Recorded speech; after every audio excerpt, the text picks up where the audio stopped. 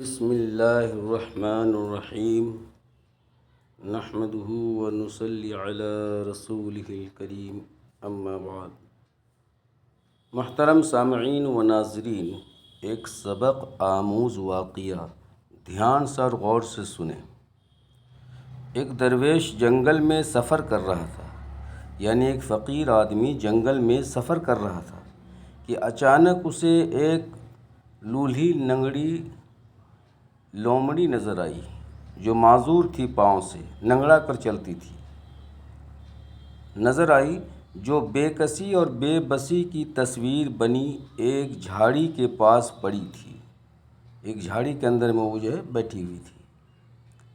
درویش کو خیال آیا، یعنی اس فقیر آدمی کو، کہ یہ بیچاری نہ شکار کر سکتی ہے، نہ کہیں آنے جانے کے قابل ہے، تو یہ اپنا پیٹ کیسے پالتی ہوگی؟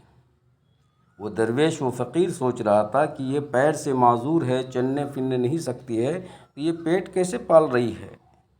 اپنے خوراک کا انتظام کیسے یہ کرتی ہوگی؟ ابھی درویش یہ بات سوچ ہی رہا تھا کہ ایک شیر کسی گیدڑ کو منہ میں دبائے ہوئے وہاں آ گیا۔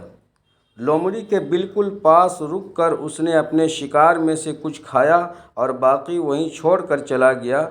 اس بچے کچے گوشت سے لولھی ننگڑی لومڑی نے بھی اپنا پیٹ بھر لیا۔ درویش نے اسے محض ایک اتفاق سمجھا، لیکن جب دوسرے دن بھی ایسا ہی ہوا تو اسے پکا یقین ہو گیا کہ اس معذور لومڑی کو رزق پہنچانے کا یہ انتظام اللہ تبارک و تعالیٰ کی طرف سے ہے۔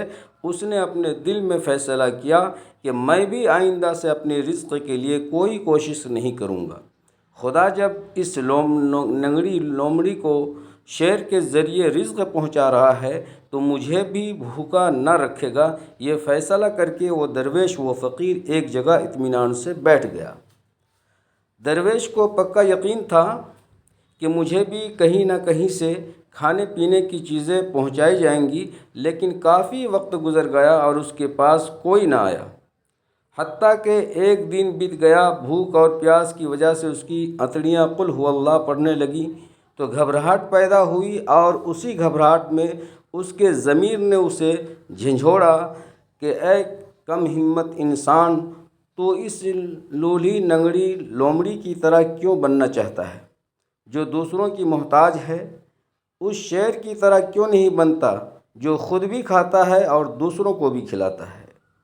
یہ حکایت شیخ سعدی رحمۃ اللہ علیہ کی ہے، جو کتابوں میں لکھا ہے۔